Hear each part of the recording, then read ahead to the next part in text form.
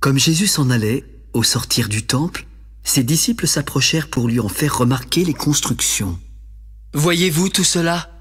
Je vous le dis en vérité, il ne restera pas ici pierre sur pierre qui ne soit renversée. » Il s'assit sur la montagne des Oliviers, et les disciples vinrent en particulier le questionner. « Dis-nous, quand cela arrivera-t-il? Et quel sera le signe de ton avènement et de la fin du monde? » Prenez garde que personne ne vous séduise, car plusieurs viendront sous mon nom en disant « C'est moi qui suis le Christ », et ils séduiront beaucoup de gens. Vous entendrez parler de guerre et de bruit de guerre. Gardez-vous d'être troublés, car il faut que ces choses arrivent. Mais ce ne sera pas encore la fin. Une nation s'élèvera contre une nation, et un royaume contre un royaume. Et il y aura en divers lieux des famines et des tremblements de terre. Tout cela ne sera que le commencement des douleurs. Alors on vous livrera au tourment et l'on vous fera mourir. Et vous serez haïs de toutes les nations à cause de mon nom. Alors aussi plusieurs succomberont. Et ils se trahiront, se haïront les uns les autres. Plusieurs faux prophètes s'élèveront et ils séduiront beaucoup de gens. Et parce que l'iniquité se sera accrue, la charité du plus grand nombre se refroidira. Mais celui qui persévérera jusqu'à la fin sera sauvé. Cette bonne nouvelle du royaume sera prêchée dans le monde entier pour servir de témoignage à toutes les nations. Alors viendra la fin. C'est pourquoi, lorsque vous verrez l'abomination et la désolation dont a parlé le prophète Daniel établis en lieu saint, alors que ceux qui seront en Judée fuient dans les montagnes. Que celui qui sera sur le toit ne descende pas pour prendre ce qui est dans sa maison.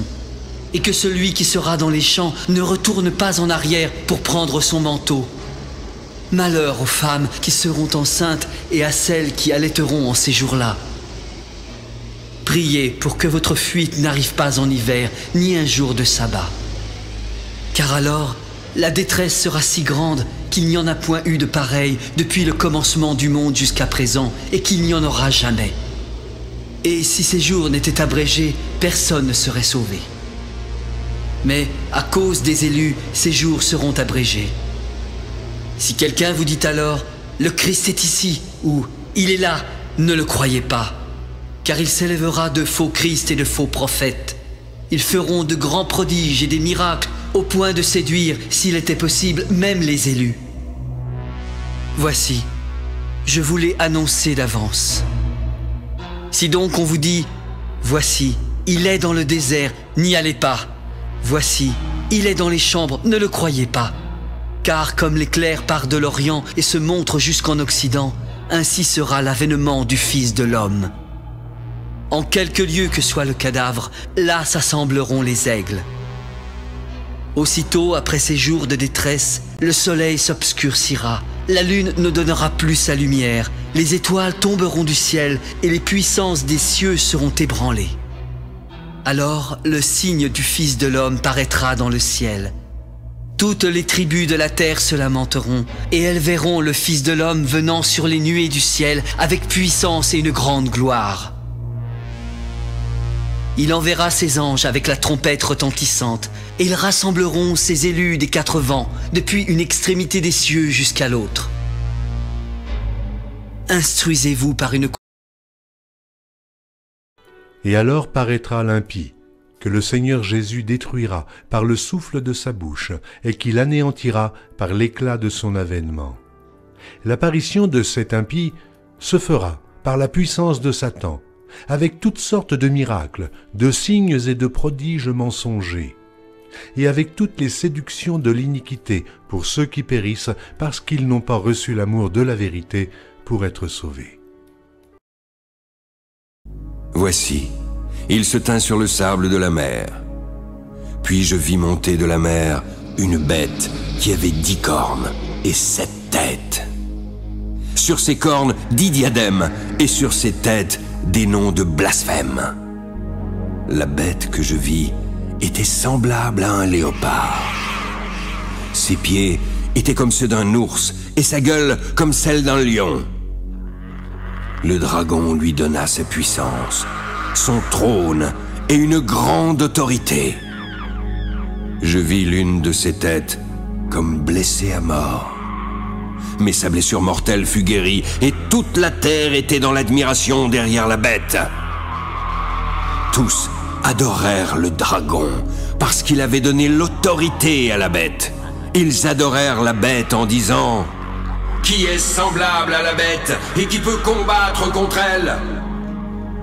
Puis, il lui fut donné une bouche qui proférait des paroles arrogantes et des blasphèmes.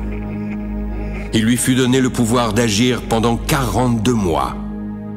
Elle ouvrit sa bouche pour proférer des blasphèmes contre Dieu, pour blasphémer son nom, son tabernacle et ceux qui habitent dans le ciel. Il lui fut donné de faire la guerre aux saints et de les vaincre. Il lui fut donné autorité sur toute tribu, tout peuple, toute langue et toute nation, et tous ceux dont le nom n'a pas été écrit dès la fondation du monde dans le livre de vie de l'agneau qui a été immolé l'adoreront. Si quelqu'un a des oreilles, qu'il entende. Si quelqu'un mène en captivité, il ira en captivité. Si quelqu'un tue par l'épée, il faut qu'il soit tué par l'épée. C'est ici la persévérance et la foi des saints. Puis je vis monter de la terre une autre bête, qui avait 2 cornes, semblables à celles d'un agneau et qui parlait comme un dragon. Elle exerçait toute l'autorité de la première bête en sa présence. Elle faisait que la terre et ses habitants adoraient la première bête, dont la blessure mortelle avait été guérie. Elle opérait de grands prodiges, jusqu'à faire descendre du feu du ciel sur la terre à la vue des hommes. Elle séduisait les habitants de la terre par les prodiges qui lui étaient donnés d'opérer en présence de la bête, disant aux habitants de la terre de faire une image de la bête qui avait la blessure de l'épée et qui vivait. Il lui fut alors donné d'animer l'image de la bête, afin que l'image parlât. Puis elle fit que tous ceux qui n'adoreraient pas l'image de la bête fussent tués.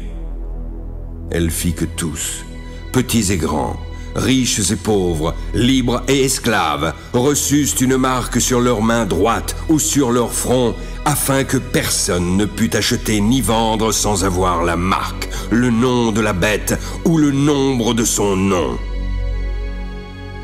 C'est ici la sagesse, que celui qui a de l'intelligence calcule le nombre de la bête, car c'est un nombre d'hommes, et son nombre est 666.